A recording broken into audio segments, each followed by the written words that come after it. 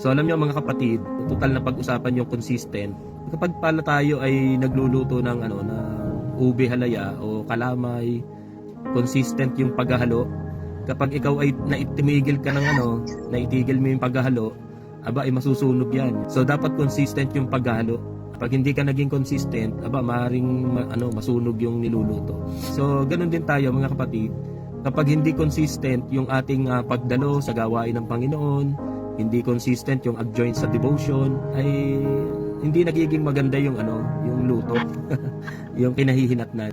So maaaring mahilaw tayo, yung iba ay masunog pa. So kaya kailangan consistent yung ating pagsunod at paglilingkod sa Panginoon upang sa ganon mas mabilis yung maging proseso po natin na tayo ay mabago ng Panginoon.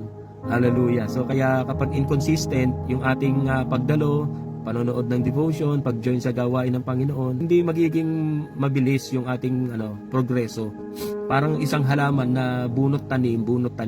Hallelujah. Hindi na lumagulago yung halaman kasi kada tanim mo, binubunot mo ulit. Hallelujah.